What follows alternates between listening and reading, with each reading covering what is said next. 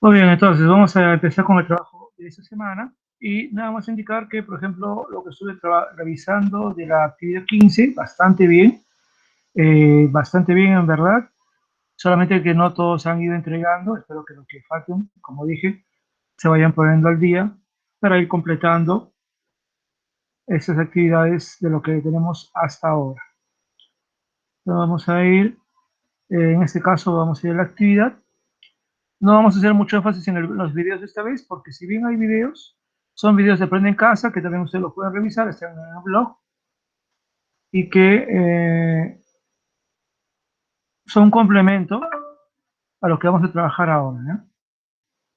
Yo creo que de todas maneras deben verlos. Y, ciertamente, el día de hoy hay dos programas de Aprende en Casa a la 1:30 y a las 2. Si no me equivoco.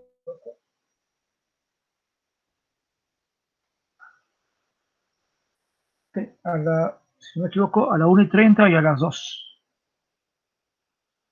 O era a las 2, a las 2:30, bueno, no estoy muy seguro, pero no se olviden, por favor, ver esos dos programas que si bien ya no van a entrar en la tarea tal como está, porque va por otro lado la tarea, pero creo que ayudarán a seguir reflexionando sobre el problema de la salud de la época de los años 80 al 2000 y de alguna manera hasta el día de hoy.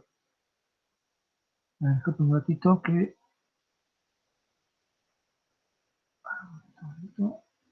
No ha grabado.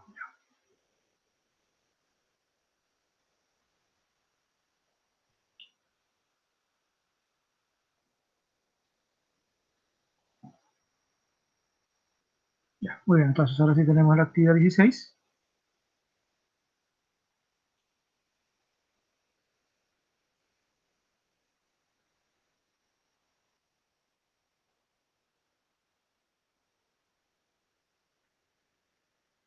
Y en ese caso, algo de lo que se habló en una clase anterior se va a trabajar con más detalle, ¿no? Sobre todo la práctica de la medicina tradicional a fines del siglo XX. Y de alguna manera, como hablamos de esto, porque es un complemento.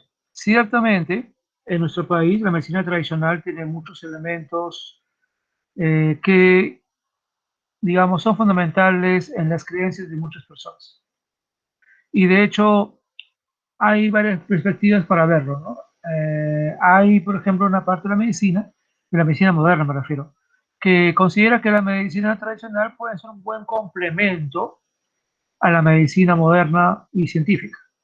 Hay algunos que lo ven como cosas del pasado, donde hay mucho de improvisación y además de ideas no comprobadas, ¿no? Recuerda que para la ciencia las cosas se comprueban de una manera científica, metódica, y todo aquello que se puede comprobar es científico y es válido, y toda aquella cosa que no se puede comprobar, pues no es conocimiento científico, ¿no? Tan simple como eso.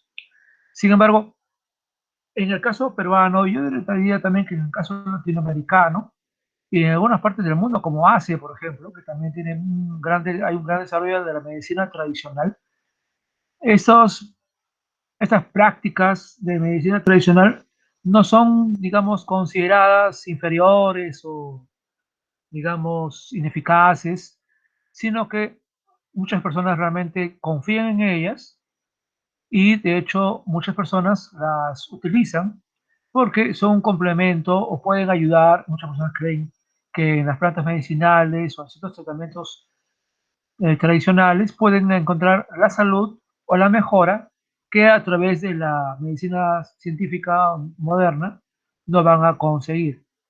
Por supuesto, debemos tener una visión mixta, ¿no? Es decir, valorar ambas cosas. Y lo que nos va a mostrar la actividad del día de hoy es que en el caso peruano, y yo diría que también en Latinoamérica, hay un reconocimiento de que la medicina tradicional puede ser un buen complemento para la medicina moderna y no habría que dejarla de lado tan simplemente, ¿no? Claro, una cosa es pensar que una planta te va a curar el cáncer, y es otra cosa que ya es difícil de demostrar, ¿no? Pero ciertamente que pueden haber plantas que ayuden en ciertos síntomas, o que para ciertas cosas básicas las plantas nos pueden ayudar. Creo que eso sí, todos hemos tenido ese tipo de experiencias de nuestros abuelos, nuestros padres, que nos han recomendado tal o cual planta porque nos puede ayudar ante cosas simples, pero que nos van a ayudar a sentir mejor, ¿no? En todo caso, vamos a ver qué nos dicen los textos acerca de este aspecto. Y sobre todo estamos hablando entonces de la medicina tradicional en el Perú. Y aquí tenemos diferentes fuentes. La fuente A dice algunas leyes que regulan la medicina tradicional en nuestro país. Y sobre este texto ustedes tienen que completar indicando logros y limitaciones. Como pueden ver, estas leyes son promulgadas, dice aquí, Ley General de Salud 26842 de 1997, y que mencionan la promoción de la medicina tradicional es de interés y atención preferente del Estado.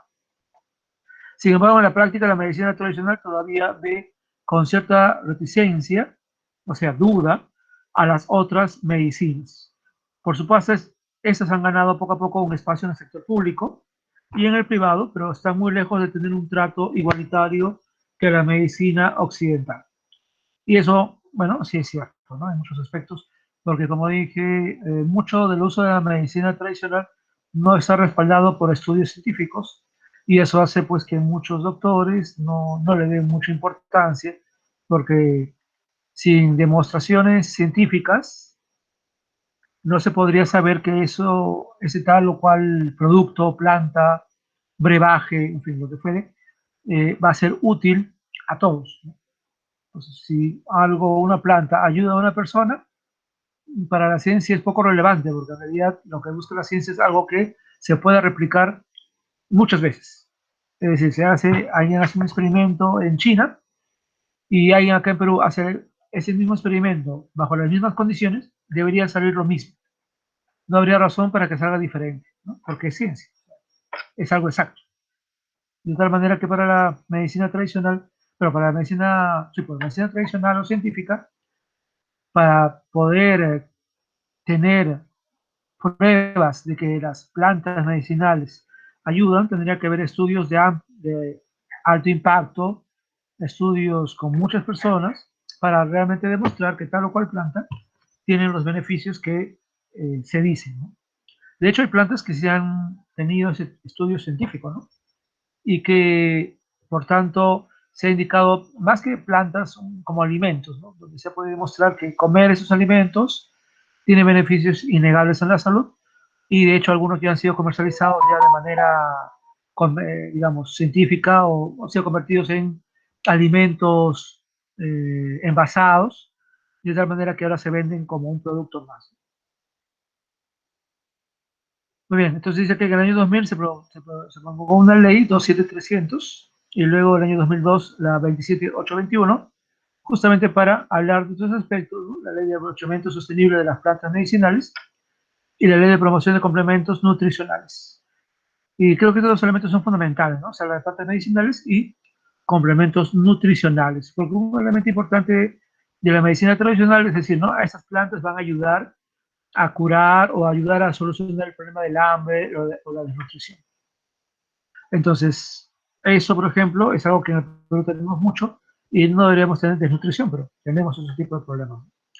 Bueno, entonces, a partir de lo que dice en ese texto, van a indicar ustedes qué logros y qué limitaciones tiene la medicina tradicional en nuestro país. Y creo que ya más o menos los logros están por un lado por el punto de las leyes, y las limitaciones también ahí se han indicado, ¿no?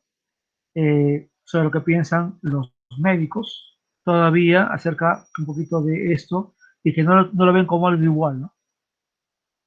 Luego en la fuente B del año 2013 dice origen de las habilidades curanderiles en Guasao, Cusco. A ver, un elemento importante de la medicina tradicional son los curanderos, es decir, aquellas personas que inclusive muchos se promocionan por redes sociales, o a veces vemos avisos de ellos eh,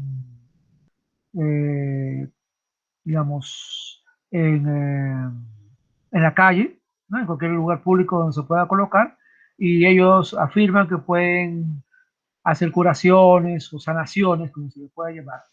¿no? Pero obviamente no son doctores, no son curanderos. Obviamente el poder que ellos tienen, o el conocimiento que ellos tienen, no ha sido transmitido en una universidad, ni mucho menos, seguramente de una tradición familiar. Y estas personas son las pues, que conocen qué hierbas mezclar para tal o cual cosa. De tal manera que en el Perú hay zonas donde los curanderos son muy reconocidos. Tal vez una de ellas más famosa está en Piura, donde se dice que es tierra de curanderos. Pero aquí, por ejemplo, nos hablan del Cusco.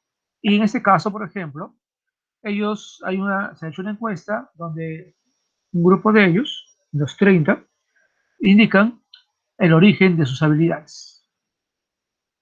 Y como pueden ver,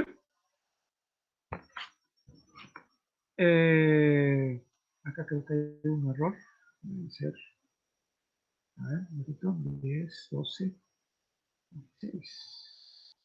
Y acá creo que hay un error acá. Sí, aquí hay un error. Ahora que me doy cuenta, puede ser que se ahorró. Debería ser 15. Sí.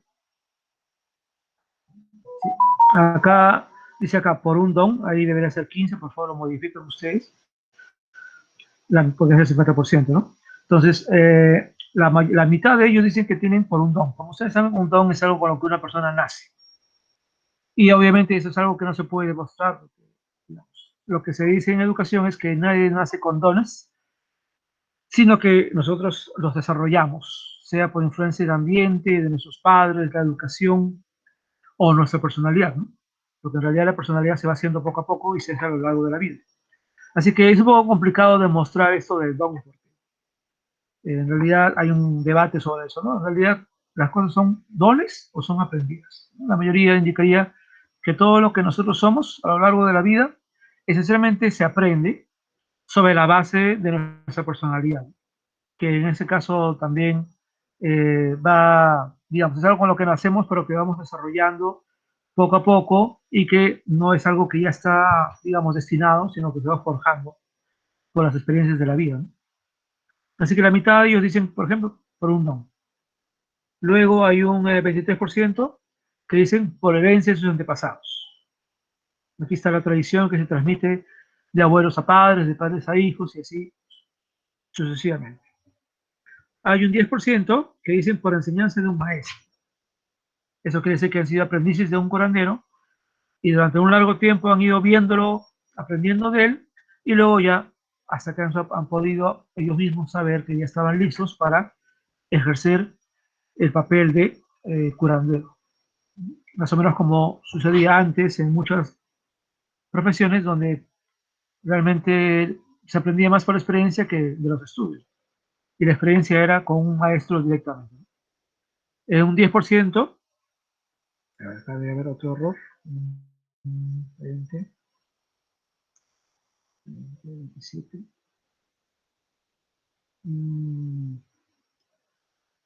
Ya, bueno, en todo caso, acá dice un 10% por revelación en sueños. Por supuesto, algo que tampoco no se puede demostrar de ninguna manera, ¿no? Cualquiera podría indicar que en sueños me dijeron tal o cual cosa. Es un poco complicado de justificar algo así, pero ellos dicen que han tenido esa revelación, ¿no? Y en casi 7% por fenómenos naturales, caída de rayo, tormenta, encuentro con un apu, es decir, una situación sobrenatural, ¿no? El apu, por cierto, es el nombre antiguo que se le da a las montañas y cerros, que desde los tiempos incas y preincas eran considerados lugares sagrados y que por tanto recibían el respeto de las personas, ¿no? El pago a la tierra, que es una ceremonia justamente que se hace de saludo y de pedir protección a la tierra, es una manera en la cual muchas personas saludan a los apus, que son pues las montañas y cerros. Así que en este caso habría una experiencia personal. Por supuesto, eso nos indicaría pues que un curandero logra este conocimiento en su mayor parte de las veces de una manera que no se puede comprobar. Entonces, a partir de esto, dice, a partir de la fuente B, que muestra la opinión de 30 curanderos del poblado de WhatsApp. ¿Qué podemos concluir respecto a las opiniones sobre el origen de las habilidades curanderiles? Entonces, claramente, la mayor parte de los casos, ¿no? Es algo muy personal, ¿no? Un tipo de conocimiento recibido imposible de comprobar y donde solamente hay un elemento fundamental, ¿no? La fe en que ese curandero tiene ese conocimiento. No habría otra manera de saber si realmente lo tiene o no lo tiene, ¿no? Porque todas las maneras posibles son difíciles de demostrar. La única forma donde sí podría haber un tipo de conocimiento es por la enseñanza de un maestro, ¿no? El maestro podría decir, sí, yo le enseñé todo lo que yo sabía. Eso ya es una comprobación de algo, ¿no? Luego, en la fuente C, dice Ayacucho, salud y enfermedad a mediados del siglo XX. Y dice aquí que en la segunda mitad del siglo XX, o sea, estamos hablando de 1950 en adelante, que en esa ciudad predominaba la atención de salud de los médicos andinos. Y dice aquí, son personas de tercera edad y muchos de ellos eran muy buenos especialistas. Y menciona acá la famosa comunidad campesina de Quinoa, en Huamanga, y donde habían numerosos Hampik, término quechua que usa la mayoría de habitantes quechos para referirse a los especialistas curadores de la salud, ¿no? Un Hampik. Y dice acá entonces que en la zona de Acuchimay, perdón, había varios testimonios de la gran labor o el éxito de estos maestros.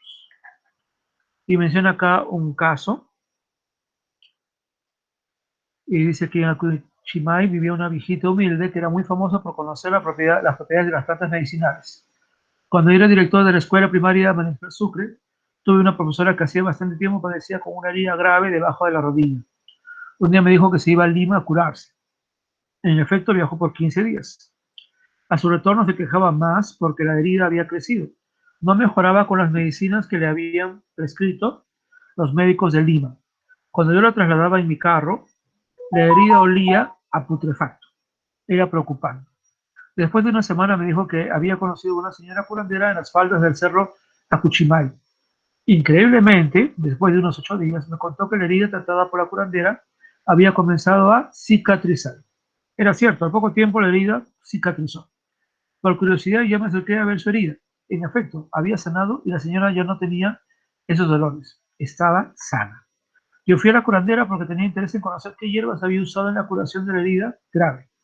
No tuve suerte porque la señora era muy desconfiada. Así es la gente pobre. Así es, la gente pobre se atendía con curanderos. No iban al hospital. También era común la pasada con cuy.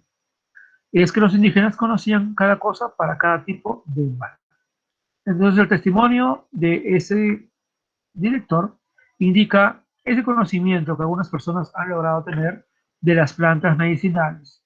Y ciertamente, para muchas cosas, malestares y heridas, seguramente esas personas tienen un conocimiento, porque tenemos una gran biodiversidad de plantas y muchas de ellas son plantas medicinales, de tal manera que esas plantas sí pueden traer la solución de este tipo de problemas, ¿no? Entonces, lo que faltaría por parte de la ciencia es investigar estos casos, lograr la confianza de personas como esta señora para que se pueda conocer y usar ese tipo de plantas en tratamientos, ¿no? Ahora, lo interesante también es que menciona acá la pasada con cuy, ¿no? Y es algo que también se considera, ¿no? Si entonces una persona tiene un mal, se le pasa el cuy por el cuerpo y el cuy atrapa ese mal. Eso me recuerda también a otra práctica, ¿no?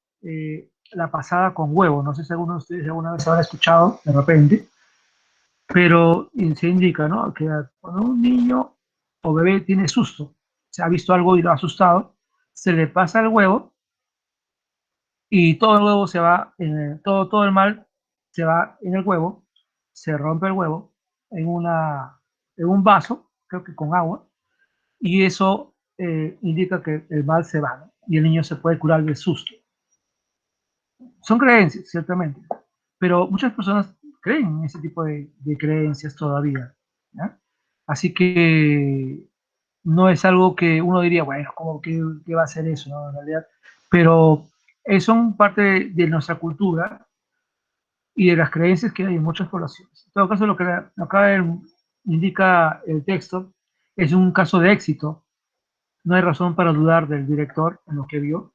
Y sin duda alguna, muchas plantas medicinales sí pueden ayudar en muchas situaciones. Luego viene la fuente D y dice testimonio en hoja de vida de la señora María Julia Colorado Quirós. 2010, ¿eh? El testimonio anterior es 2013, o sea que no es tan lejano. Curandera del distrito de Yacanora, Cajamarca.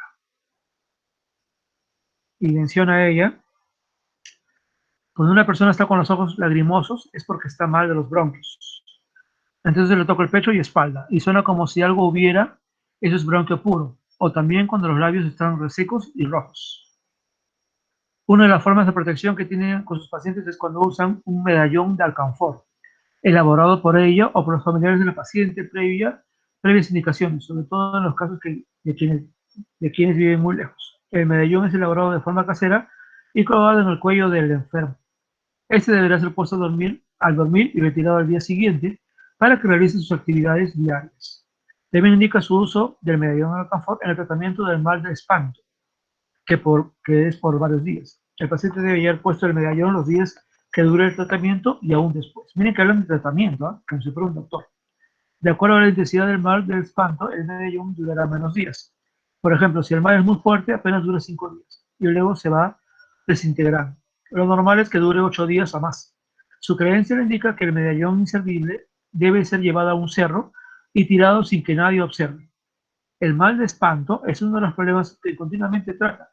Lo cura mediante diagnóstico, baños medicinales, brebajes, detallados en las especies investigadas. Los días del espanto, es decir, los días en que puede curar aquel mal, nos dice que son los martes, miércoles y viernes, al mediodía o 5 de la tarde.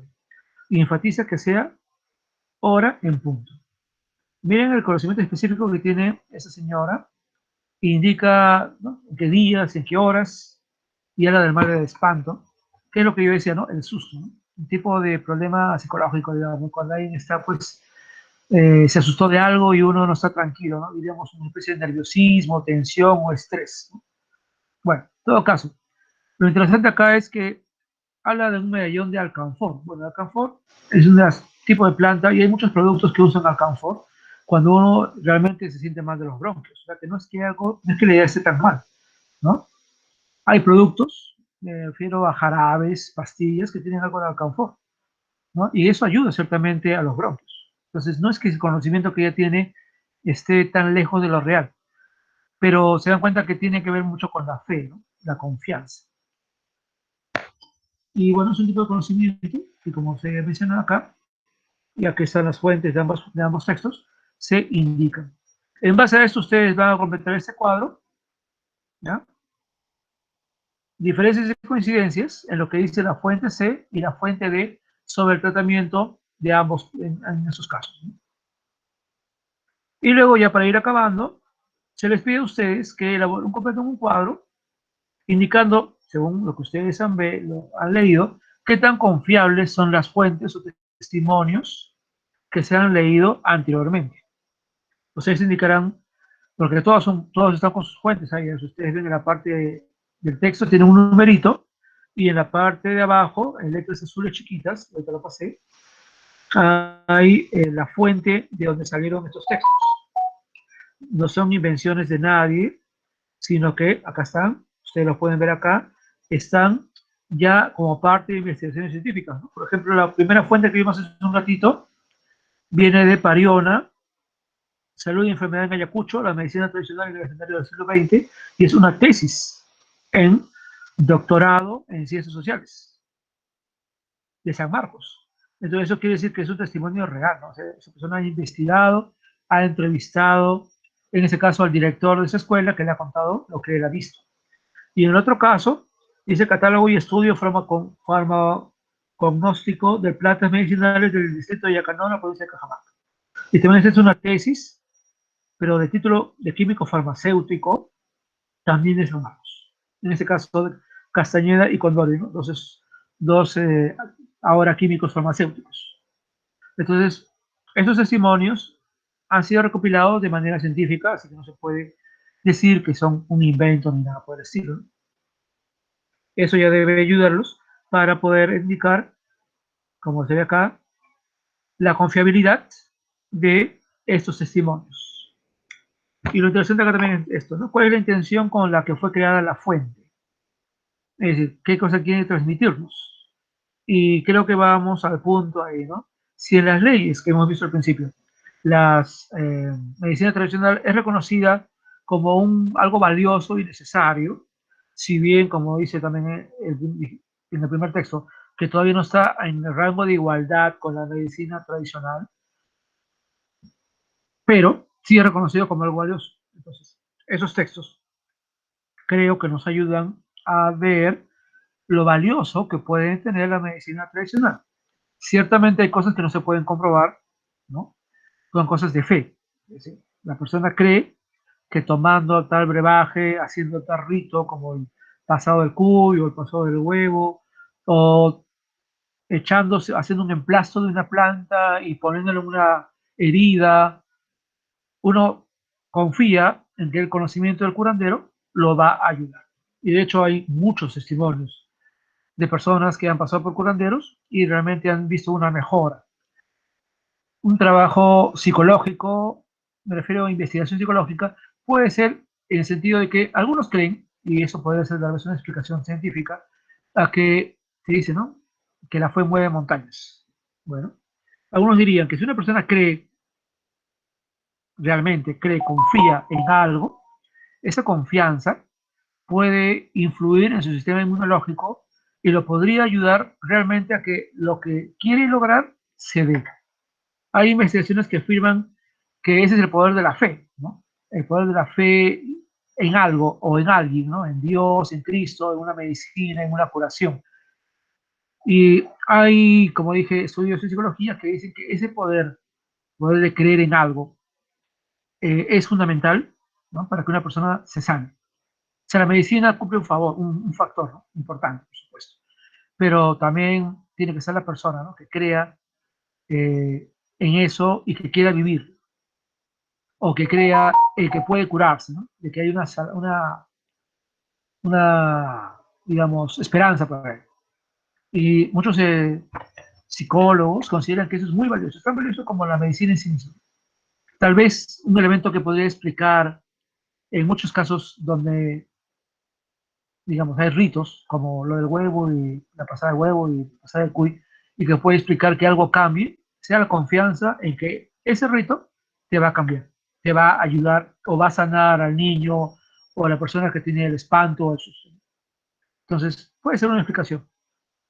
Lo digo porque puede ser una manera de entender de manera lógica algo que ocurre y que en sí mismo no tiene una explicación.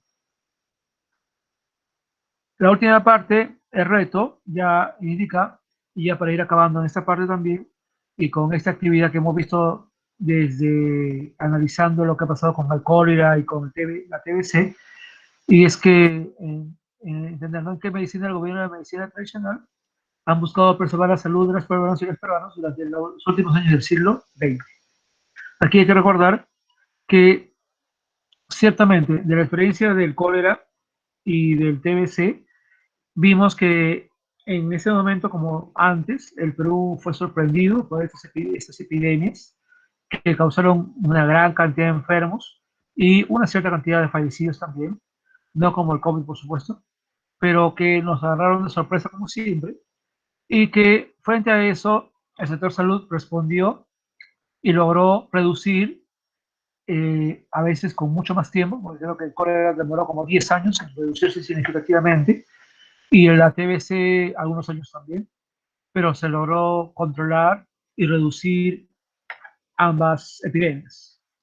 De tal manera que ya no fueron epidemias, ¿no? Sino casos de enfermedades como otros que hay. Pero han pasado los años, ¿no? En los años 80, los años 90, los años 2000, la primera década del 2000, y ahora estamos ya en 2021, y nuevamente fuimos sorprendidos, en este caso por algo peor, y nuevamente no estuvimos preparados, ¿no? A pesar de que tenemos mejores condiciones que en esos años, no estuvimos preparados, y más bien ahora, más de un año después, pero después de casi 200.000 muertos, sino más de 200.000 muertos, y miles, cientos de miles de enfermos o de ya curados o diagnosticados, y ahora estamos mejor preparados Pero nuevamente, ¿no? Eh, Ojalá que ahora sí aprendamos de la experiencia y no tengamos algún día otra epidemia u otra enfermedad que nos agarre otra vez de sorpresa, ¿no? Esa es la idea y el ideal que nosotros debemos tomar en cuenta, ¿no? Entonces vamos terminando esto, indicando esa esperanza, ¿no? Que en realidad estas reflexiones nos deben ayudar a ver lo importante que es el sector salud. Ojalá que el nuevo gobernante también lo entienda así y como muchos doctores han dicho durante todos estos años, este tiempo, estos meses, tenemos que volver a enfocarnos en la medicina preventiva, ¿no? En vez de estar esperando el desastre, debemos estar siempre previniendo y estar listos ante cualquier eventualidad, ¿no? Como no lo estuvimos esta vez, como tampoco lo estuvimos en los años 80, ¿no? Entonces hay que ir mejorando y creo que la medicina tradicional, como hemos visto, tiene un papel en todo eso. Muy bien, quisiera saber si hay algún tipo de duda del comentario que se ha hecho sobre los textos. Vuelvo a la grabación. Estamos a tiempo para acabar la clase. A ver, somos ahorita 21. Muy bien. ¿Hay algún tipo de duda sobre lo que hay que trabajar? Obviamente esto es para el día viernes. Y de ahí ustedes ya tienen sus vacaciones. Quiero agradecer a los que han ido enviando algún video para el programa del Bicentenario. Ya estamos viendo la elaboración del programa y se va a dar a conocer en su momento para que lo puedan ver por las redes sociales o por el medio en que se establezca, ¿ya? Igualmente, ya he estado viendo lo del plan lector, muy buenos aportes, muy buenas preguntas. El problema es que no todos han enviado, son pocos los que han enviado sus dos preguntas por el Jamboard, así que espero que lo puedan enviar porque si bien no es una tarea evaluable como las otras en el sentido de una nota, sí, yo estoy tomando, yo sí estoy en el registro, estoy anotando quiénes están haciendo esto, porque para mí es un elemento importante ver eso y lo voy a tomar en cuenta como una tarea más, no tanto por la nota, sino el hecho de cumplimiento con las demás cosas de julio. Así que yo les diría que por favor, como no es algo tan complicado, eh, sigan haciendo lo de la tarea pendiente. Pero en el caso de ustedes era la ficha, ¿no? Perdón, la ficha. Me estoy confundiendo con tercer año. En el caso de ustedes es la ficha que tenían que, la ficha de lectura, espero que la puedan completar porque, como dije, lo voy a tomar en cuenta como parte de la tarea que se está haciendo ahora en julio. No sé si hay alguna duda para ir acabando. No, profesor, no, todo Ok, ok, claro. gracias. Por ahí ninguna duda, todo se entiende. Muy bien, entonces, como siempre, muchas gracias. Espero que puedan pasar unas buenas vacaciones, que descansen, sobre todo los que han trabajado semana a semana, se lo merecen. Aquellos que por ahí me están debiendo tareas, aprovechen, descansen un poco, por supuesto, siempre con cuidado. Normalmente en fiestas patrias saldríamos de compras, saldríamos a comer, saldríamos al cine, saldríamos a los circos. Recuerden que no estamos en esa situación ahora. Salgan un poco, obviamente, descansen sobre todo, pero con mucho cuidado. Recuerden que todos los doctores han indicado que es inminente una tercera ola y yo creo que es muy obvio que va a haber una tercera ola porque lo que ha pasado en Europa ya nos pasó a nosotros. Ellos ya están en plena tercera ola o acabando y es evidente que a nosotros nos va a pasar. Y con todas las marchas que ha habido a favor de los dos candidatos, con todas las fiestas, reuniones, la gente que va en las noches a los restaurantes y donde, por lo que vi en un programa el domingo, no se está considerando los aforos permitidos, sino que prácticamente los locales están llenos, la gente come, bebe, baila sin mascarilla o se la quita, en fin, sin distanciamiento social, porque nadie vigila, ya no hay nadie que esté detrás de los locales, ¿no? Bueno, la policía hace investigación, hace, ¿no?, redadas en algunos lugares, ¿no? Pero en otros no se hace nada, ¿no?